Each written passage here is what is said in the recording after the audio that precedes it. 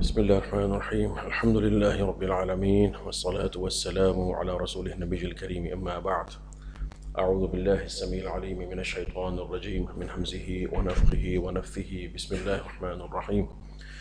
يا أيها الذين آمنوا كتب عليكم القصاص في القتلى، الحر بالحر والعبد بالعبد والأنثى بالأنثى، فمن عفي له من أخيه شيء فاتباع بالمعروف وأداء إليه بإحسان، ذلك تخفيف من ربكم ورحمة، فمن اعتدى بعد ذلك فله عذاب أليم. یا ایہا الذین آمنوا کتب علیکم القصاص، اے وہ لوگو جو ایمان لے کر آئے، تم پر فرض کر دیا گیا ہے، لکھ دیا گیا ہے۔ لکھنے میں بھی، کتابت کے اندر بھی انسان ایک چیز کو جو ہے وہ ثقہ بند کر دیتا ہے، اس کو یعنی اس کی توثیق ہو جاتی ہے، اس کے اندر انسان کی طرف سے ایک پختگی کا اظہار ہوتا ہے۔ جیسے کہ قرض کے بارے میں فرمایا، یا ایھا الذین آمنوا اذا تداینتم بدین الی اجل مسمی فاکتبوہ، اس کو لکھ لو۔ تو اس لیے کتب یا کتب اللہ علیکم اور کتاب اللہ القصاص، جیسے کہ اللہ کے رسول کا فرمان بھی ہے، یہ فرض کے معنی میں بھی آ جاتا ہے، فرض کے معنی میں، کیونکہ کتابت میں یہ کتب کے جو مادہ ہے، اس میں جو ہے یہ کوئی صرف لکھ دینا صرف نہیں ہے کہ صرف لکھ دیا جائے، بلکہ اس میں جمع کرنا، مضبوطی سے ایک چیز کو جو ہے وہ قرار دینا اور اس کو لاگو کر دینے کے معنی بھی داخل ہیں۔ جیسے کہ فرمایا کذالک الکتاب لا ریب فیہ، کتاب میں ہم نے یہ پڑھا تھا کہ یہ جو لفظ کتاب ہے، اس سے مراد صرف یہ نہیں کہ لکھی گئی ہے، بلکہ اس سے مراد یہ ہے کہ ایسے احکامات اور ایسی ہدایات کا مجموعہ ہے کہ اس کتاب کی مثال نہیں دی جا سکتی۔ لا ریب فیہ، الکتاب اس کا نام اسی لیے ہے نا، الکتاب، کہ ایسی کتاب ہے کہ کوئی بھی اور کتاب اس کی شان کے مقابلے میں نہیں آ سکتی، نہ اس سے پہلے نہ اس کے بعد میں۔ یہ ایسی ہدایات کا مجموعہ اور ایسے احکامات کا فریضہ ہے کہ جس کا کسی کوئی مثال یا نظیر نہیں لائی جا سکتی۔ تو یہ بھی ایک معنی ہے۔ تو تم پر اے ایمان والو کیا فرض کیا گیا؟ القصاص، بدلہ، یعنی فی القتلى، ان کے بارے میں جو ان کی شان میں جو قتل کر دیے گئے۔ قتلہ قتیل کی جمع ہے، مقتول، مقتول جمع قتلہ، قتیل قتلہ، جیسے جریح جرحہ ہے۔ تو اس کا مطلب یہ ہے کہ اللہ سبحانہ تعالیٰ اس آیت مبارکہ میں اہل ایمان کو خطاب کر رہے ہیں۔ سورہ بقرہ میں نے آپ کو عرض کیا تھا کہ یہ سورت جو ہے یہ بہت عظیم سورت ہے، اس لیے اس کا نام فصاحت القرآن بھی ہے، قرآن کریم کا خیمہ۔ اس کے تحت قرآن کریم کے بہت سے عظیم معانی، احکامات، ہدایات، عقائد، معاملات جمع ہو گئے ہیں۔ اس میں ایمانیات بھی ہے، اس میں اخلاقیات بھی ہے، اس میں جو ہے وہ ہدایات ہیں، اس کے اندر جو ہے وہ قتال کے احکامات ہیں، قصاص کے احکامات ہیں، بیوع کے، خرید و فروخت کے، تجارت کے، سود سے متعلقہ معاشرتی، معاشی، اور یہ جو خانگی گھریلو مسائل، عائلی مسائل جسے ہم کہتے ہیں، نکاح و طلاق کے کثیر، اور اس طرح سے کفار کے ساتھ جو تعامل ہے مسلمانوں کا باہم ان کے ساتھ، اس کے متعلقہ بھی اس میں کثیر احکامات ہیں۔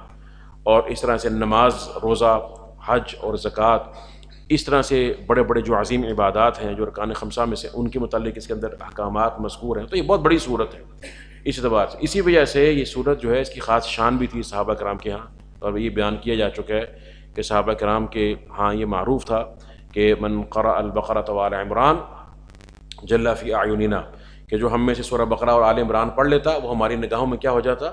بلند ہو جاتا۔ ہمارے ہاں اس کی ایک شان ہوتی ہے صحابہ کرام کے اندر، کیونکہ ان کے ہاں قاری جو ہے وہ اس طرح کہ جاہل کو نہیں کہا جاتا تھا جو قرات کرتا ہے اور پتہ کچھ نہیں ہے۔ ان کے ہاں قاری وہ ہوتا تھا جو الفاظ اور معانی دونوں کا عالم ہوتا تھا، الفاظ بھی قرات بھی کرتا تھا، ساتھ ساتھ اس کے احکامات اور اس کے معانی کو جانتا تھا۔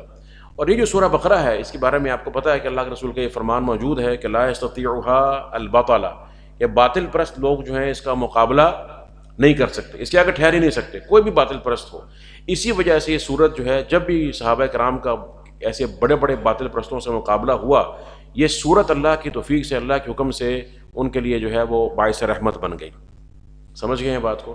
مثال کے طور پر جیسے کہ نبی کریم صلی اللہ علیہ وسلم کی وفات کے بعد کئی جھوٹے نبیوں نے سر اٹھایا، اور مسیلمہ کذاب جیسے خبیث بہت بڑا ایک جھوٹا نبوت کا دعوے دار نکلا، اور اس کے ساتھ جو جنگ ہوئی صحابہ کرام کی، بڑی سخت جنگ تھی، مشکل ترین جنگ تھی، کیونکہ اس جنگ کے اندر جو ہے وہ ایک اور عورت جھوٹی جس نے دعویٰ کیا تھا نبوت کا، سجاح اس کا نام تھا، وہ عیسائی تھی، تو وہ بھی اس کے ساتھ مل گئی، شادی کر لی ہے، جو بھی ناجائز تعلق قائم کر لیے، بہرحال اسی کے ساتھ مل کر اس نے اپنی بھی ٹیم اس میں شامل کر دی، کئی قبائل اس کے ساتھ تھے وہ بھی آ گئے، اور بھی قبائل، پھر کئی قبائل مرتد ہو چکے تھے۔ ابوبکر صدیق کے دور میں کئی قبائل جو تھے وہ مرتد ہو گئے، کئیوں نے زکوٰۃ دینے سے انکار کر دیا، یعنی وہ وفد بنا کر آئے، کچھ تو مرتد ہو گئے نا، کچھ نے کہا جی ہم آپ کے پاس آئے ہیں، جی یا خلیفہ رسول اللہ صلی اللہ علیہ وسلم آپ کے پاس آئے ہیں، ہم باقیوں کی طرح مرتد تو نہیں ہوتے، دین تو نہیں چھوڑتے، اسلام نہیں چھوڑتے، مگر ہم آپ کو اب مال نہیں دیں گے اپنا، باقی سارے کام کریں گے، ہم آپ کو اپنا مال نہیں دیں گے۔ وہ اللہ کے رسول کو دیا کرتے تھے، وہ چلے گئے، اب آپ کو اب مال کیوں دیں؟ ہمارا مال ہے، اس میں ہمارا اختیار ہونا چاہیے۔ تو ہم دیکھیں آپ کے پاس وفد بنا کر آئے، اور یہ قریب تھے، مدینہ کے قریب قریب کے قبائل جو تھے، کچھ ان میں سے وہ یہ لوگ آئے۔ تو ابوبکر صدیق نے کہا کہ یہ کیسے ہو سکتا ہے کہ تم جو اللہ کے رسول کو دیا کرتے تھے ایک رسی بھی، لو منعونی اقالا، اگر تم مجھے ایک یہ لوگ مجھے ایک رسی بھی اگر نہیں دیں گے تو لقاتلتہم علی ذلک، میں اس پہ ان سے قتال کروں گا۔ بہرحال ان کو سختی سے کہا یہ نہیں ہو سکتا۔ تو جب وہ ایسی بات کی تو اس کے بعد وہ چلے گئے، تو حضرت عمر نے جو ہے وہ پھر یہ کہا کہ آپ نے یہ معاملہ تھوڑا سا فرمایا ہے، تھوڑی اس میں سختی ہے، ہم اس وقت مشکل حالت میں ہیں۔ لشکر اسامہ آپ نے روکا نہیں، وہ حضرت اسامہ کی جو ہے وہ معیت میں، ان کی عمارت میں اس نے روانہ ہونا تھا، آپ سے کہا کہ وہ نوجوان ہے، ابھی حالات خراب ہیں، قبائل مرتد ہو رہے ہیں، اس کو روک لیں۔ آپ نے کہا کہ میں کیسے روکوں اس کو، اس کو اللہ کے رسول نے جانے کا حکم دیا ہے، میں اس کو نہیں روک سکتا۔ وہ آپ نے بھیج دیا۔ مدینہ میں ہم لوگ ہیں، یہ قبائل مرتد ہو، یہ بھی آپ کے پاس آئے ہیں، اگر آپ ان کی خدا نخواستہ حملہ کرتے ہیں تو ہماری حرمتوں کو خطرہ ہے، ہماری یہاں پہ خواتین ہیں۔ تو انہوں نے یہی جواب دیا، بلکہ بڑا سخت انہوں نے بات کی، انہوں نے کہا کہ اجبار فی الکفر و خوار فی الاسلام، عمر کفر میں تو بڑا جابر بنتا تھا، اسلام میں آ کر اب بزدل بننا شروع ہو گیا۔ تو انہوں نے کہا کہ پھر انہوں نے کہا کہ دیکھیں میں آپ سے یہ بات کہتا ہوں کہ یہ جو ہے یہ کلمہ گو ہیں، یہ کون ہے؟ کلمہ پڑھا ہوا ہے، تو آپ ان سے کیسے قتال کر کے؟ اللہ کے رسول نے فرمایا نہیں تھا کہ جو کلمہ پڑھ لیتا ہے وہ اس کے بعد کیا ہے کہ وہ اس کا خون جان مال مجھ سے محفوظ ہو جاتا ہے، الا بحقھا، سوائے اس کلمے کے حق کے یا اسلام کے حق کے۔ تو ابوبکر صدیق نے کہا کہ تمہاری اسی، یعنی ان کا مفہوم یہ تھا کہ تمہاری اسی آیت میں، اسی حدیث میں دلیل ہے، جب فرمایا کہ اللہ بحقھا تو اسلام کا حق آ گیا نا، تو زکوٰۃ اسلام کا حق ہے، واللہ لأقاتلن من فرق بین الصلاۃ والزکاۃ، تو جو نماز کو مانتا ہے زکوٰۃ کو نہیں مانتا، اس میں فرق کرے گا، تو میں کیسے اس میں برداشت کر لوں؟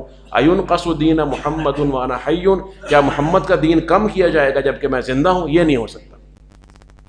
بہرحال یہ انہوں نے ثبات دکھایا تو اللہ نے سینہ کھول دیا، باقی صحابہ کا بھی سینہ کھول دیا۔ چنانچہ یہ سارے معاملات آپ ذرا سامنے رکھیں۔ پھر کیا ہوا جب ان سے قتال کیا گیا، وہ تو خیر ہزیمت زدہ ہوئے، لیکن ان میں سے کئی قبائل مرتد ہو کر جو نکلے تھے وہ کس سے مل گئے؟ مسیلمہ کذاب سے۔ اب اس کے پاس بہت بڑی طاقت ایک جمع ہو گئی بظاہر، اور اس لیے جب صحابہ کرام کی اس سے وہ جنگ ہوئی ہے تو بڑی ایک سخت جنگ تھی، ایک مشکل جنگ۔ کئی بار ایسا ہوا کہ وہ آخری خیموں تک جہاں پہ مسلمان یعنی خواتین تھیں اور اس طرح سے ان کی حرمات تھی، وہاں تک ان کا لشکر پہنچا۔ پھر یہ ہوا کہ صحابہ کرام نے جب یہ حالات دیکھے تو انہوں نے ایک آواز لگائی جو مشہور ہے تاریخ میں، انہوں نے کہا کہ یا اہل سورۃ الیاء او یا اصحاب سورۃ البقرہ، اے سورہ بقرہ والو۔ وہ سورہ بقرہ کے کچھ قاری تھے جو سورہ بقرہ کے حافظ بھی تھے، قاری بھی تھے اور عالم بھی تھے، ان کو دعوت دی گئی کہ تم آ جاؤ۔ وہ 1000 کے قریب جماعت تھی، وہ اکٹھی ہو گئی، اور اس کے بعد جب انہوں نے حملہ کیا تو وہ پھر باطل پرست کھڑا نہیں ہو سکا، ذلیل ہو گیا، اللہ نے قتل کر دیا اس کو، کیونکہ سورہ بقرہ کے سامنے باطل پرست نہیں ٹھہر سکتا۔ یہ بات سمجھ لیں آپ، چاہے وہ جہاد کا میدان ہو، وہ دعوت کا میدان ہو، جب آپ نے کوئی کام کرنا ہے زندگیوں میں، اپنے گھروں میں، آپ اگر سورہ بقرہ کو سمجھیں گے، پڑھیں گے، اس کی برکت سے آپ کو وہ فوائد ملیں گے جو آپ سوچ بھی نہیں سکتے بتوفیق اللہ تعالی۔ تو اس لیے یہ سورت میں یہ بھی ایک وجہ ہے کہ اس سورت کے اندر احکامات ہیں، اللہ کا حکم، یہ ہماری بات تو نہیں ہے نا، یہ اللہ کا قانون اتارا، اللہ کا کلام ہے جو ہم پڑھ رہے ہیں، اللہ ہم سے اپنی مخلوق سے، اپنے بندوں سے خطاب کر رہا ہے۔ اس کو اس سوچ کے ساتھ جب پڑھا جائے تو پھر اس کی اہمیت واضح ہو جاتی ہے۔ کتب علیکم القصاص، اے ایمان والو، اگر تم اپنے ایمان کا دعویٰ کرتے ہو تو تمہارے ایمان کی بنا پر تم پر یہ واجب ہے کہ تم پر قصاص فرض کیا گیا مقتول کے بارے میں، جو قتل کیے جاتے ہیں مقتولین۔ کیسے؟ الحر بالحر، آزاد کے بدلے آزاد قتل کیا جائے گا، والعبد بالعبد، اور غلام کے بدلے وہی غلام، دوسرا کوئی اور نہیں، العبد ال لگا ہوا، والانثى بالانثى، اور اس طرح سے جو ہے وہ عورت کے بدلے میں عورت وہی عورت۔ فمن عفی له من اخیہ شیء، پس پھر جس کو معاف کر دیا گیا اپنے بھائی سے کوئی چیز، معاف یعنی اگر اس پہ اگر قصاص ہے، اور اگر اس کے جو وارثین ہیں مقتول کے، وہ کہتے ہیں ہم دیت لے لیتے ہیں، ہم کیا کرتے ہیں؟ دیت لے لیتے ہیں، قصاص نہیں، دیت لے لیتے ہیں. پھر اگر اس دیت میں سے اسے کوئی چیز اپنے بھائی کی طرف سے، سبحان اللہ، اللہ نے بھائی کیا ہے، اللہ تعالیٰ نے، یعنی مسلمان میں ہو جاتا ہے قتل بھی ہو سکتا ہے، لیکن جب تک وہ اسلام کے اندر داخل ہے وہ صرف قتل کرنے سے کافر نہیں ہو جاتا. یہ خارجیوں کا، یہ معتزلہ کا عقیدہ ہے کہ گناہ کبیرہ کرنے والا کیا ہے، دار اسلام سے خارج ہو گیا ہے، وہ مسلمان ہے، اللہ نے اس کو بھائی کہا ہے. فمن عفی لہ من اخیہ شیء، کہ جس کو اپنے بھائی کی طرف سے کوئی چیز، شیء تھوڑی سی کوئی چیز، زیادہ یا تھوڑی کوئی بھی اگر معاف کر دی گئی، کہ جی مقتولین کے جو مقتول کا جو وارثین ہیں انہوں نے کہا جی ہم کچھ نہ کچھ چھوڑ دیتے ہیں، آپ کچھ کم کر دیتے ہیں ہم، یا تو اس کو ویسے ہی معاف کر دیں بغیر کچھ پیسہ لیے، یہ بھی ہو سکتا ہے، یا اسے دیت لے لیں پوری، یا اسے کچھ معاف کر دیں. تو کیا کرنا ہے؟ فاتباع بالمعروف. تو یہ اللہ نے کتنا خوبصورت احکامات ہیں، سبحان اللہ. اللہ فرماتے ہیں کہ پھر پیروی کرنا ہے، پیچھے لگنا ہے معروف کے ساتھ. یعنی جو پھر وارثین ہیں نا، جنہوں نے دیت میں سے کچھ چھوڑا ہے اپنی رضامندی کے ساتھ، دباؤ کے ساتھ نہیں، کوئی عدالتی چکروں میں نہیں، کوئی پریشر نہیں، کوئی بڑا آدمی چھوٹا، بڑا سیاسی چکر، یہ نہیں ہے، اپنی خوشی کے ساتھ، ورنہ تو جائز ہی نہیں ہے، تو حرام ہے، نہ وہ اس کا دنیا میں فائدہ ہوگا نہ آخرت میں فائدہ ہوگا. مقتول کا حق باقی رہے گا. ظلم کے ساتھ کسی سے زبردستی قصاص معاف نہیں کروایا جا سکتا. تو فرمایا کہ اگر معاف کر دیا ہے فاتباع بالمعروف، پھر تم نے اگر قاتل کا پیچھا کرنا ہے تو معروف طریقے سے کرو، ظلم نہیں کرنا کہ جی اس کے بعد تم جو ہے المن والاذى، قرآن میں آتا ہے نا کہ اگر کوئی صدقہ کرتے ہو، کوئی چیز صدقہ کرتے ہو بھائی پر، تو لا تبطلوا صدقاتکم بالمن والاذى، پھر احسان جتلا کر یا تکلیف پہنچا کر اپنے صدقات کو برباد نہ کرو. تمہیں اسی معاف کر دیتا، تمہیں ہمیں معاف کر دیا تھا، تم اس قابل نہیں تھے، یہ ہو گیا، ہم نے تمہیں احسان کر دیا، تمہاری زندگی بچا لی، اس طرح کی باتیں کرو کہ سارا برباد ہو جائے گا. سمجھ گئے؟ فرمایا معروف اچھے طریقے کے ساتھ، پھر تم اس کے ساتھ اپنا برتاؤ یا معاملہ کرو، اس کے پیچھے آؤ. وَأَدَاءٌ إِلَيْهِ بِإِحْسَان، اور جو قاتل ہے اس پر پھر یہ واجب ہے کہ وہ اس امانت کو، جو دیت ہے، جو مال ہے، وہ اس تک پہنچائے. کس تک پہنچائے؟ جو مقتول کے وارث ہے، جو معاف کرنے والا، اس تک پہنچائے. بِإِحْسَان، احسان کے ساتھ، احسان کے ساتھ یعنی اچھے طریقے سے احسان کرتے ہوئے. کیوں؟ اس لیے اس کو معروف کا حکم دیا کیونکہ ظلم اس نے نہیں کیا، یہ معروف کی حد تک ہے، لیکن اس پر احسان، اس نے ظلم کیا قاتل نے، لہٰذا اب اگر اس پر انہوں نے احسان کیا تو هل جزاء الاحسان الا الاحسان، ان کو احسان کے ساتھ بدلہ دینا چاہیے. اچھا، ذالک تخفیف من ربکم ورحمہ، یہ جو معاملہ ہے نا سارا کہ اللہ نے قصاص کے بدلے تمہیں دیت کی اجازت دی ہے، دیت میں سے کچھ معاف کرنے کی اجازت دی ہے، اور دونوں کو کے لیے اللہ نے آسانی فرما دی، قاتل کے لیے بھی مقتول کے لیے بھی. تو فرمایا کہ یہ جو ہے یہ اللہ کی طرف سے آسانی ہے، تمہارے رب کی طرف سے، تمہارے رب کی طرف سے. یا رب کا لفظ فرمایا کیونکہ اللہ ہی ہم سب کو پالنے والا، وہی حکم دینے والا، وہی معاف کرنے والا، وہی فرض کرنے والا. یہ سب معنی ربوبیت کے معنی ہیں، رب کے اندر داخل ہیں. ورحمہ، اور رحمت ہے. فمن اعتدى بعد ذلك، پھر جس نے اس کے بعد زیادتی کی، تجاوز کیا، یعنی معاف کر دیا گیا ہے، دیت لے لی ہے، پھر اس کے بعد ظلم کیا. اگر مقتول کے ورثاء میں سے کسی نے زیادتی کی، قتل کرنے کی کوشش کی، یا کوئی اور زیادتی کی، یا قاتل کی طرف سے کوئی زیادتی ہو جائے کسی پہلو سے، یہاں تو سب کچھ چلتا ہے نا. معاذ اللہ کئی بار ایسے سننے میں آیا قتل کی واردات ہوئی، گھر والے بیچارے پریشان ہیں، ساتھ ان کو دھمکی آ جاتی ہے کہ اگر آپ نے کوئی ہم پہ کوئی مقدمہ کیا یا کوئی معاملہ کیا تو ہم آپ کے مزید بندے قتل کر دیں گے، کیونکہ وہ بدماش ہیں، قانون ہے نہیں، پوچھنے والا ہے کوئی نہیں، دندناتے پھرتے ہیں، تو ڈر جاتے ہیں.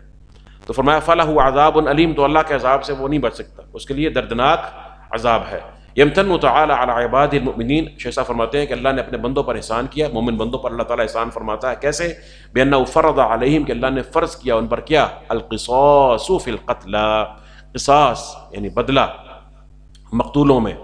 المساوات فی، قصاص جو ہے اصل میں یہ ہے، قص یا قصو ہوتا ہے کسی کے نشان قدم کی پیروی کرنا، کسی کے پیچھے پیچھے آنا. برابری، یعنی یہ نہیں ہے کہ اس نے اگر ایک بندے کو مار دیا ہے تو آپ کو اور بندہ مارے، جس نے مارا وہی مارا جائے گا، ٹھیک ہے، اور برابری کی جائے. اگر کسی نے، ویسے تو قصاص کا لفظ قرآن کریم میں جو ہے یہ صرف جان کے بدلے جان کے معنی میں استعمال نہیں ہوا، بلکہ اس کا عام استعمال بھی ہوا کسی بھی جرم میں جو جنایت ہے. جیسے فرمایا کہ وَكَتَبْنَا عَلَيْهِمْ أَنَّ النَّفْسَ بِالنَّفْسِ وَالْعَيْنَ بِالْعَيْنِ وَالْأَنْفَ بِالْأَنْفِ وَالْأُذُنَ بِالْأُذُنِ وَالسِّنَّ بِالسِّنِّ وَالْجُرُوحَ قِصَاص، زخموں تک کا قصاص ہوتا ہے. بلکہ مزید عموم سے فرمایا، سورہ بقرہ میں فرمایا کہ وَالْحُرُمَاتُ قصاص، حرمتیں بدلہ ہوتی ہیں، حرمتیں. اگر کسی نے کسی کی حرمت پر حملہ کیا ہے، تہمت لگائی ہے، اس کا بدلہ بھی لیا جائے گا.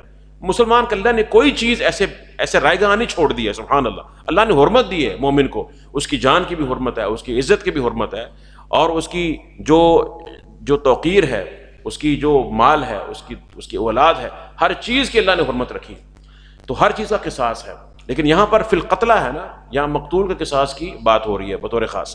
تو فرمایا کہ وَيُقْتَلُ الْقَاتِلُ عَلَى الصِّفَةِ الَّتِي قَتَلَ عَلَيْهَا الْمَقْتُولُ, اور یہ کہ مساوات کا, برابری کا مطلب یہ بھی ہے کہ قاتل کو قتل کیا جائے گا اسی طریقے سے جس کے ساتھ اس نے قتل کیا مقتول کو. اقامۃ للعدل والقسط بین العباد, تاکہ عدل اور انصاف بندوں کے درمیان جو ہے اسے قائم کیا جائے, کوئی ظلم نہ ہو, زیادتی نہ ہو.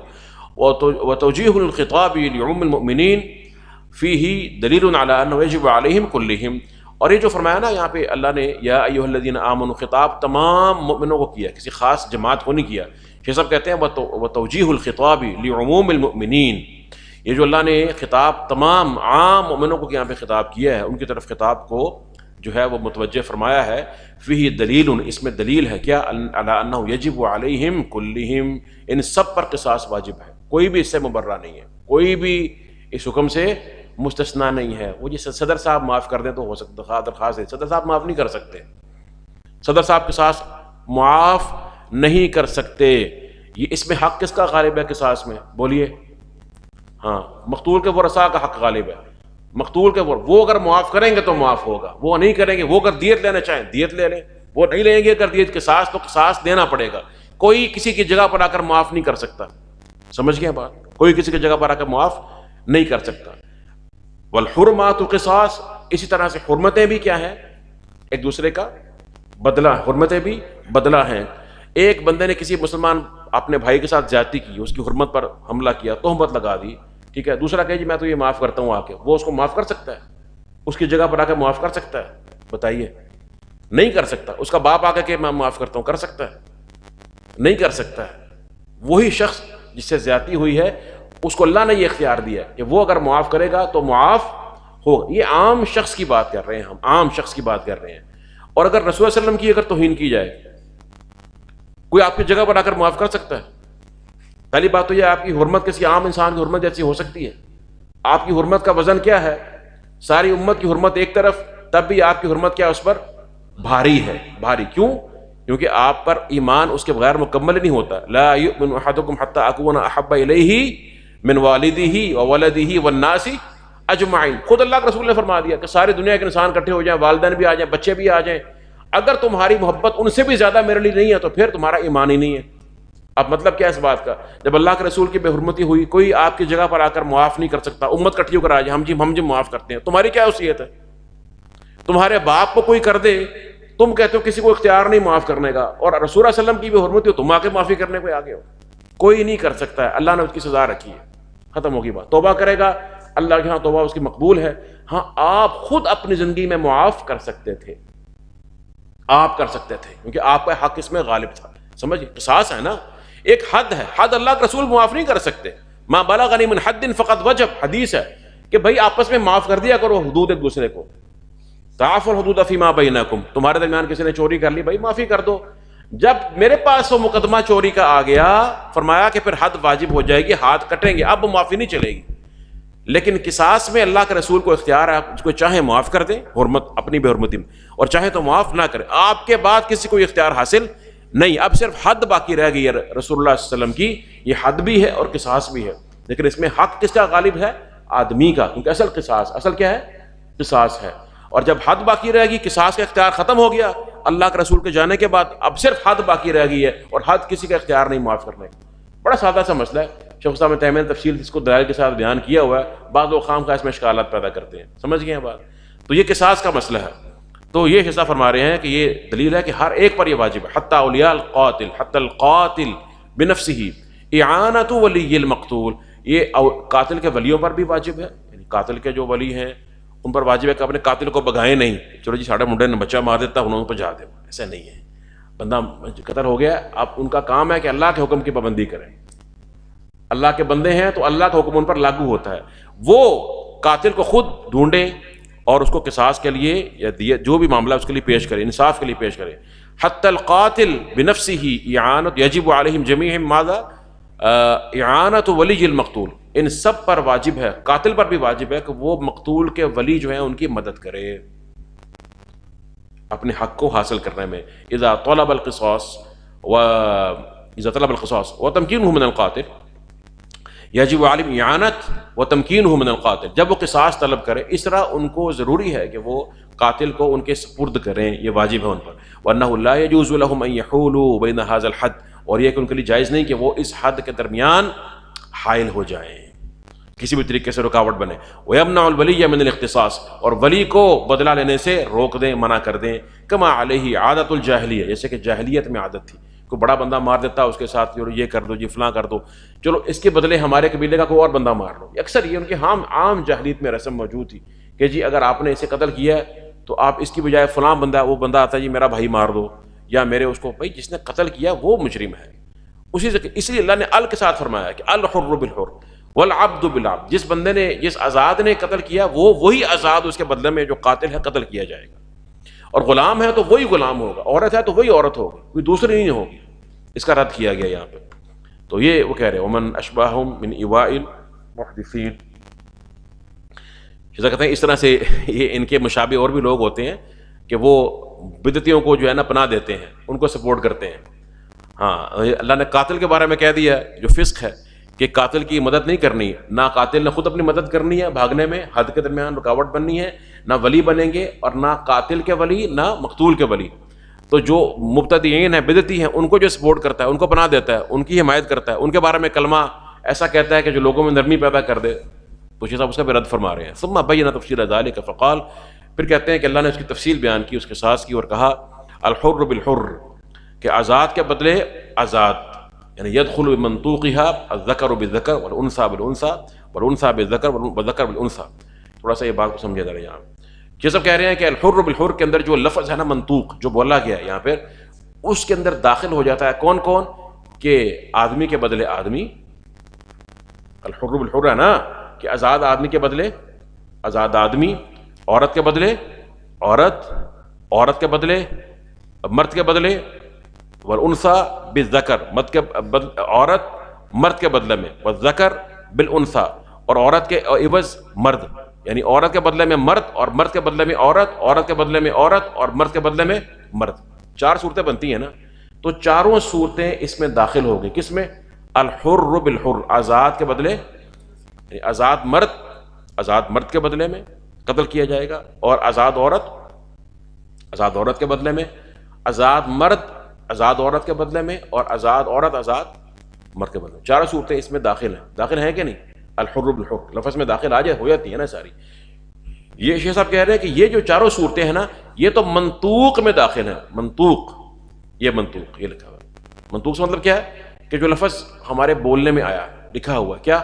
الحر بالحر، جو پڑھا جا رہا ہے، جو بولا گیا ہے، جو تلاوت کیا جا رہا ہے، جو موجود ہے، سمجھ گئے، جو ذکر کیا گیا ہے، اس میں یہ 4 صورتیں شامل ہو گئی ہیں. ایک منطوق ہوتا ہے، ایک مفہوم ہوتا ہے. مفہوم ہوتا ہے جو بولا نہیں، ذکر نہیں کیا گیا، مگر اس سے ہمیں معلوم ہو رہا ہے آسان الفاظ میں کہ اس کا مفہوم جو ہے وہ یہاں مراد ہوگا. مثال کے طور پر اللہ کے رسول نے فرمایا کہ من قال لا الہ الا اللہ صدقا من قلبہ او خالصا من قلبہ دخل الجنہ، کہ جو کلمہ لا الہ الا اللہ پڑھتا ہے سچے دل کے ساتھ، تو وہ جنت میں داخل ہو جائے گا. تو اس کا، یہ تو لفظ میں آ گیا نا، اس کا مفہوم نکلتا ہے کہ جس نے سچے دل سے کلمہ نہیں پڑھا، اخلاص سے کلمہ نہیں پڑھا، تو وہ پھر جنت میں اس طرح سے داخل ممکنہ ہو ہی نہ، ممکنہ ہو تو عذاب کے بعد داخل ہو. سمجھ گئے بات؟ بغیر عذاب کے داخل، یعنی جتنا صدق اور اخلاص میں کمی ہوگی، اگر کمی ہوگی تو ممکنہ عذاب کے بعد داخل ہو. اگر کمی نہیں ہے، صدق اور اخلاص سرے سے ہے ہی نہیں، تو پھر وہ کافر ہے، جنت میں داخل ہو ہی نہیں سکتا، جیسے منافق ہوتا ہے. سمجھ گئے؟ تو یہ تو لفظ میں آ گیا، جس نے صدق دل سے پڑھا وہ داخل ہو جائے گا. لفظ کا مفہوم کیا کہتا ہے؟ کہ جس نے نہیں پڑھا وہ نہیں ہوگا. سمجھ گئے بات؟ تو اس طرح سے ایک لفظ لکھا ہوا ہوتا ہے، ایک اس کا مفہوم جو ہے معلوم ہوتا ہے، مخالف کہہ لیں یا کچھ بھی کہہ لیں. تو اب یہاں پر وہ صاحب کہہ رہے ہیں کہ لفظ کا لکھا ہوا ہے، اس کا مطلب تو یہ ہے کہ 4 صورتیں آزاد کی 4 صورتیں اس میں داخل ہیں. لیکن آگے جو فرمایا نا کہ والعبد بالعبد، غلام کے بدلے غلام، آگے فرمایا والانثى بالانثى، عورت کے بدلے عورت. تو کہتے ہیں کہ اس سے ہمیں یہ مفہوم نکل سکتا ہے، بعض علماء نے نکالا بھی، اللہ نے کہا کہ عورت کے بدلے عورت، یعنی عورت کے بدلے مرد نہیں. سمجھ گئے بات؟ عورت کے بدلے کیا ہے؟ عورت. یہ ذکر ہے، لیکن اس کا اگر مفہوم مخالف لیا جائے تو یہ ہے کہ اگر اللہ نے کہا ہے عورت کے بدلے عورت ہوگی تو مطلب یہ ہے کہ عورت کے بدلے مرد نہیں ہوگا. یہ لیکن وہ یہ کہہ رہے ہیں کہ یہ بات درست نہیں ہے. یہ بات درست دو وجوہات کی بنا پر یہ بات درست نہیں ہے. کیوں؟ دیکھیں، اب سنیں ذرا. وہ کہہ رہے ہیں کہ پہلی وجہ تو یہ ہے کہ فیکون منطوقها مقدما علی مفہوم قوله الانثى بالانثى، کہ یہ اللہ نے جو فرما دیا نا یہاں پہ الحر بالحر، یہ لفظ مذکور ہے، ذکر کیا گیا ہے، اور جو آپ نے سمجھا عورت کے بدلے عورت سے سمجھا کہ عورت کے بدلے مرد نہیں، وہ آپ کا فہم ہے، وہ لکھا ہوا مذکور نہیں ہے. اور عام قاعدہ یہ ہے، ہر جگہ نہیں، عام قاعدہ یہ ہے کہ منطوق جو ہے مفہوم پر مقدم ہوتا ہے. منطوق زیادہ قوی ہوتا ہے مفہوم پر. یہ اصول فقہ کا قاعدہ ہے، اکثر اس میں یہ ذکر ہوتا رہتا ہے، مقدم ہوتا ہے. ایک وجہ تو یہ ہے. دوسری وجہ یہ ہے اگر مفہوم لے بھی لیا جائے آپ کا، جو آپ کہہ رہے ہیں کہ جی عورت کے بدلے عورت تو عورت کے بدلے مرد نہیں قتل کیا جائے گا، اگر آپ یہ یہاں سے معنی نکال رہے ہیں اس کا مخالف مفہوم لے کر، تو وہ کہتے ہیں اس لیے مع دلالت السنت علی ان الذکر یقتل بالانثى، سنت کی دلالت حدیث کے مطابق یہ ہے کہ آدمی کو عورت کے بدلے میں قتل کیا جائے گا. تو سنت سے بھی نفی ہوگی اور قرآن کا جو ظاہری منطوق ہے جو مذکور اس سے بھی نفی ہوگی. لہذا ان دو باتوں کے ہوتے ہوئے جو مفہوم آپ لے رہے ہیں نا، یہ مفہوم نہیں لیا جائے گا، یہ مفہوم رد ہو جائے گا، کمزور ہے. سمجھ گئے؟ اور یہ بات حق ہے، یہ موقف کیا ہے؟ راجح ہے. یہی اصل موقف ہے کہ مرد ہو یا عورت ہو ایک دوسرے کے بدلے میں قتل کیے جائیں گے. اللہ کے رسول نے خود کیا کہ یہودی نے ایک لونڈی کو قتل کر دیا، سر پتھر میں دے کر آپ نے وہی سزا اس کو اسی طریقے سے قتل کروایا، سر کو پتھر میں دے کر کچلوایا تھا. سمجھ گئے؟ تو یہ سنت ہے. تو ایک تو یہ فرمایش ہے، بات سمجھ آ گئی ہے؟ وہ فرما رہے ہیں کہ فیکون منطوقها مقدما علی مفہوم قوله الانثى. یہ علماء کی باتیں سمجھنے کے تھوڑا سا اصول بھی ساتھ ساتھ آپ کے ذہن میں چلاتے جائیں گے تو آسانی ہو جائے گی. تو کہہ رہے ہیں مع دلالت سنتی، ساتھ ساتھ سنت کی دلالت بھی ہے. ایک تو منطوق جو ہے لکھا ہوا الحر بالحر یہ مقدم ہے الانثى بالانثى کے مفہوم پر. دوسرا سنت کی دلالت بھی اسی بات پر ہے. کس بات پر؟ علی ان الذکر یقتل بالانثى، کہ مرد عورت کے بدلے قتل کیا جائے گا. وخرج من عموم هذا الابوان وان علوا. یہاں شیخ صاحب ایک دوسری جگہ پر مسئلہ بیان، یہ مسئلہ بھی اختلافی ہے. وہ کہہ رہے ہیں کہ اس میں تو عموم ہے. اب دیکھیں میں آپ سے وہی اگر بات کروں، شیخ صاحب نے بات اوپر کی کہ الحر بالحر، کہ آزاد کے بدلے آزاد، تو اس میں ساری انہوں نے 4 صورتیں بیان کی نا، مرد کے بدلے عورت، عورت کے بدلے مرد، مرد کے بدلے مرد، عورت کے بدلے عورت. ہوگی بات. اگر کوئی آپ یہ سوال کرے کیا اس میں بیٹے کے بدلے میں باپ کو قتل کیا جائے گا، یہ بھی داخل. اگر باپ نے بیٹے کو قتل کر دیا تو کیا اس بیٹے کے عوض باپ کو قتل کیا جائے گا اور باپ کے عوض بیٹے کو؟ یہ 2 صورتیں بھی داخل ہوتی ہیں نا اس کے منطوق میں، کہ نہیں ہوتی؟ آزاد میں جو دیکھا جائے یہ بھی آ جاتی ہے نا. تو شیخ صاحب کہہ رہے ہیں کہ نہیں، یہ صورت وخرج من عموم هذا الابوان وان علوا، اس میں ماں باپ جو ہے نا وہ دونوں نکل جائیں گے. وہ اس کے منطوق میں جو عموم ہے نا کہ وہ بھی داخل، وہ نکل جائیں گے اگرچہ وہ کتنا ہی اوپر آپ چلے جائیں، باپ دادا پردادا اوپر، جو والدین جو اس کے پیدا کرنے میں جو سبب بنتے ہیں. تو فلا یقتلان بالولد، اور وہ اس لڑکے کے بچے کے بدلے میں قتل نہیں کیا. اگر بچے کو قتل کر دیا باپ نے تو باپ قتل نہیں کیا جائے گا. لورود سنتی بذالک، دو وجوہات بیان کی شیخ صاحب نے. کہتے ہیں ایک تو سنت اس بارے میں وارد ہوئی ہے، حدیث وارد ہوئی ہے، مگر صحیح بات کیا ہے؟ حدیث ضعیف ہے. حدیث کیا ہے؟ ضعیف ہے، قابل استدلال نہیں ہے. لا یقتل والد بولدہ، والد کو بیٹے کے بدلے قتل، اولاد کے بدلے قتل نہیں کیا جائے. حدیث کیا ہے؟ ضعیف علی الراجح، قابل استدلال نہیں ہے. ایک بات. اور دوسری بات یہ ہے قرآن کریم کا جو دوسری جگہ پر حکم ہے نا وہ عام ہے، قرآن نے کہیں بھی تخصیص نہیں کی ہے. جب حدیث ضعیف ہوگی، قابل حجت نہیں رہی، تو اللہ کہتا ہے وَكَتَبْنَا عَلَيْهِمْ فِيهَا أَنَّ النَّفْسَ بِالنَّفْسِ، جان کے بدلے جان. وہ زیادہ قوی منطوق ہے. کیا خیال ہے؟ ہاں، وہ اسے بھی زیادہ قوی منطوق ہے. اور وہ اگر شرائع من قبل نام، اگر ہماری سنت نے اس کو جاری رکھا، حدیث بھی ہے. اللہ کے رسول نے فرمایا کیا؟ اور فرمایا کہ جو ہے وہ کسی بھی کلمہ گو کو آپ قتل نہیں کر سکتے الا بإحدى ثلاث، صرف 3 میں سے ایک وجہ ہو. کیا؟ یا اس نے زنا کر لیا، شادی شدہ تھا، زنا کر لیا، ٹھیک ہے، یا وہ کیا ہوا کہ وہ المفارق الجماع تارک لدینہ، دین چھوڑ دیا، مرتد ہو گیا، یہاں فرمایا کہ النفس بالنفس، اس نے کسی جان کو قتل کر دیا تو اس کا قتل جو ہے، یہاں بھی آپ نے کوئی تخصیص نہیں فرمائی ہے، کیونکہ یہ موقع تھا نا بیان کرنے کا.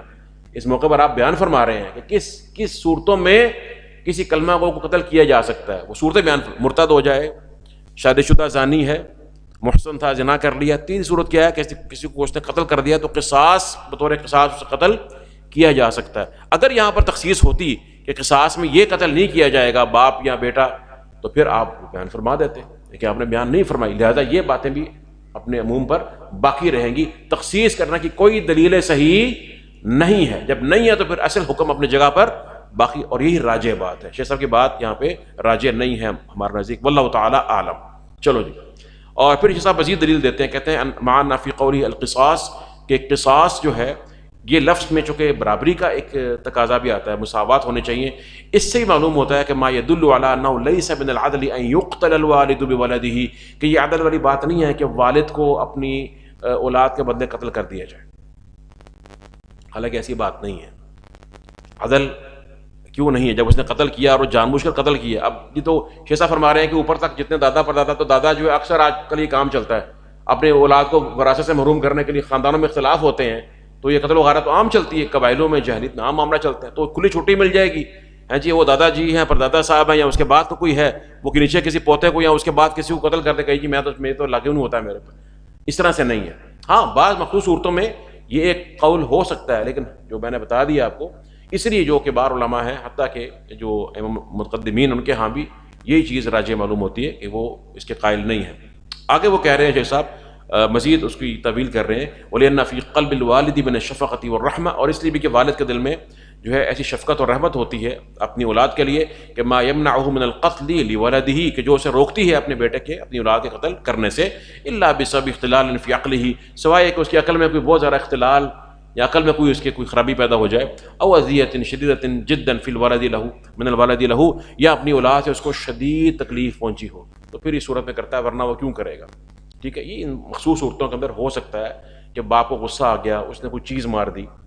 یہ بعض قول ہے ایسے امام مالک وغیرہ کا کہ اس صورت میں کہ باپ کو غصہ آیا، کوئی چیز مار دی، اور اس چیز سے عام طور پہ انسان قتل ہو سکتا ہے. کوئی اور بندہ مارے تو اس پہ قتل کی سزا نافذ ہو سکتی ہے، قاضی اس کو دیکھ لے گا. لیکن یہ کہ باپ نے مار دی تو باپ کا تعلق ایسا ہے کہ اس بنا پر باپ کو قتل کی سزا نہیں دی جائے گی، الا یہ کہ باپ نے پورے ارادے کے ساتھ سوچ سمجھ کر قتل کیا. سمجھ گیا نا بات کو، پھر بات اور ہو جاتی ہے. ہاں یہ صورت، اس صورت میں کچھ نہ کچھ بن سکتی ہے یہ بات، وغیرہ مطلقاً یہ کہنا جو ہے وہ درست نہیں ہے. پھر کہ میں نے اشارہ فرما رہے ہیں کہ وہ خرج من العموم ایضا.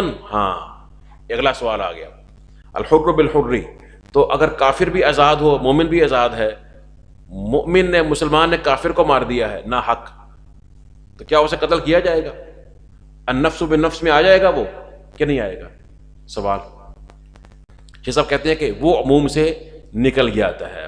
الکافر بالسنہ، ہاں یہ سنت بالکل ٹھیک ہے، حدیث صحیح حدیث ہے کہ لا یقتل مسلم بکافر، مسلمان کو کافر کے بدلے قتل نہیں کیا جائے گا، اس لیے کہ مسلمان کی جو حرمت ہے وہ کافر کی حرمت نہیں. ہاں اگر ظلم کیا ہے سزا اس کو ملے گی، گناہ بڑا سخت ہے اللہ کے ہاں بعض صورتوں میں، لیکن یہ ہے کہ قتل نہیں کیا جائے گا اس کو، کافر کے قتل کے بدلے مسلمان کو قتل نہیں کیا جائے گا. سنت اس بارے میں صحیح حدیث وارد ہے. جب صحیح حدیث آ گئی مسئلہ ختم ہو گیا. اللہ کے رسول نے فرما دیا نہیں کیا جائے گا تو نہیں کیا جائے گا، اس کے بعد کسی کے قول کیل کال کی کوئی حیثیت نہیں رہ جاتی. سمجھ گئے بات؟ ما ان الآیت فی خطاب المؤمنین خاصتاً، کہتے ہیں اگرچہ ہم یہاں پہ مسئلہ ذکر کر دی ہے، اگرچہ یہ جو خطاب ہے اس آیت میں وہ اس میں کفار داخل نہیں، بلکہ خطاب کس کو ہے؟ یا ایھا الذین آمنوا، تو اہل ایمان کے اندر جو قتل ہوگا اسی کے بارے میں یہ خطاب.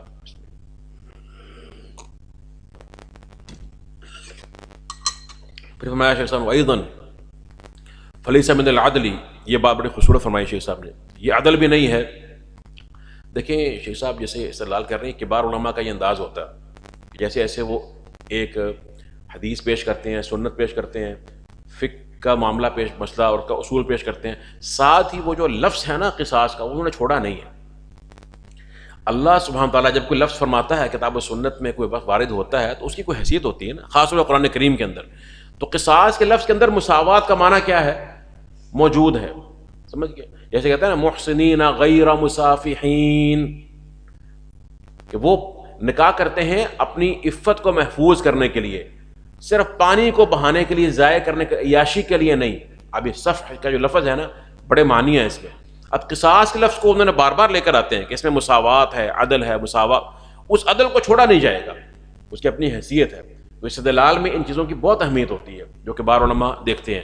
تو کہتے ہیں کہ عدل نہیں ہے کیا، ان یقتل ولی اللہ بعدوہ، کہ اللہ کے ولی کو اللہ کے دشمن کے بدلے میں قتل کر دیا جائے. مومن جیسا بھی ہے اللہ کا ولی ہے. مومن کی ولایت کمزور ہو سکتی ہے، مگر موحد ہے، مومن ہے، تو اللہ کا کیا ہے، وہ ولی ہے. پھر اپنے اپنے ایمان کے مطابق اس کے درجات ولایت کے بلند بھی ہو سکتے ہیں، کم بھی ہو سکتے ہیں، لیکن ہے ولی. کافر اللہ کا دشمن ہے. کافر کیا اللہ کا دشمن ہے. والعبد بالعبد، اب پھر یہ دوسرا مسئلہ آ گیا کہ الحر بالحر والعبد بالعبد، غلام کے بدلے غلام قتل کیا جائے گا. ذکر کان او انثی، مذکر ہو یا مؤنث ہو. تساوت قیمتہما اب اختلفت، ان کی قیمتیں برابر ہوں، ان کا رتبہ، ان کا جو وزن ہے صلاحیتوں کے اعتبار سے، دیگر اعتبارات سے، یا مختلف ہو، اس سے فرق نہیں پڑتا. تو کہتے ہیں کہ وَدَلَّ بِمَفْهُومِهَا عَلَىٰ أَنَّ الْحُرَّ لَا يُقْتَلُ بِالْعَبْدِ لِكَوْنِهِ غَيْرِ مُسَاوٍ لَهُ. کہتے ہیں کہ اس کا مفہوم کیا نکلتا ہے. اب یہ صاحب پہلے مفہوم کا رد کیا تھا، اب مفہوم کی بات یہاں پہ لے رہے ہیں اس مسئلے میں. کس مسئلے میں؟ کہہ رہے ہیں کہ غلام کے بدلے غلام. تو مفہوم کیا نکلا؟ یہ تو منطوق ہے نا کہ غلام کے بدلے غلام. مفہوم نکلا کہ جو غلام کے بدلے آزاد نہیں ہوگا. مفہوم مخالف کیا ہے؟ غلام کے بدلے غلام کا ذکر آ گیا نا. مفہوم مخالف کیا نکلا؟ غلام کے بدلے آزاد نہیں ہوگا. پھر صاحب کہہ رہے ہیں اس کا مفہوم یہ نکلتا ہے وَدَلَّ بِمَفْهُومِهَا عَلَىٰ أَنَّ الْحُرَّ لَا يُقْتَلُ بِالْعَبْدِ، کہ آزاد کو غلام کے بدلے قتل نہیں کیا جائے گا کیونکہ وہ اس کے مساوی برابر نہیں ہے. لیکن یہ مسئلہ بھی کمزور ہے. صحیح بات کیا ہے کہ آزاد کو غلام کے بدلے میں قتل کیا جائے گا. صرف مسلمان کو کافر کو حدیث واضح ہے، صریح ہے. اس کے اندر بھی جو حدیث وارد ہوئی ہے وہ بھی ضعیف ہے. کوئی بھی صحیح حدیث نہیں ہے جو یہ کہتی ہے کہ غلام کے بدلے میں آزاد کو قتل نہیں کیا جائے گا. پھر اصل جو آیت ہے محکم اپنے اصول پر، اپنے عموم پر قائم رہی. کون سی؟ ان النفس بالنفس. سمجھ گئے بات؟ تو اس بنا پر یہ مسئلہ بھی کمزور ہے. لیکن بہرحال یہ موقف ہے، ہم اس کو یہ نہیں کہہ سکتے کہ یہ غلط صحیح والی بات نہیں ہے. اجتہادی آراء ہیں علماء کی، جو راجح ہے ہم نے بتا دیا آپ کو، اور شیخ صالح العثیمین نے بھی اسی کو راجح قرار دیا. والانثى بالانثى، اور اس طرح سے وہ کہتے ہیں کہ عورت کے بدلے عورت، اور کہتے ہیں کہ اخذ بمفہومها، اس کے مفہوم سے بعض علماء نے اخذ کیا کہ عورت کے بدلے عورت سے انہوں نے یہ اخذ کیا کہ عورت کے بدلے مرد نہیں، یعنی اخذ بمفہومها بعض اہل العلم فلم یجز قتل الرجل بالمرأة. تو انہوں نے اس کا مفہوم لیا اور انہوں نے کہا کہ انہوں نے جائز قرار نہیں دیا کہ بندے کو، آدمی کو عورت کے بدلے میں قتل کیا جائے. وتقدم وجہ ذلك، اور اس کی جو وجہ ہے پہلے وہ بیان ہو چکی ہے. بس یہاں تک رکتے ہیں، انشاءاللہ اگلے درس میں سے آگے چلیں گے. وباللہ تعالیٰ توفیق، وصلی اللہ تعالیٰ وسلم.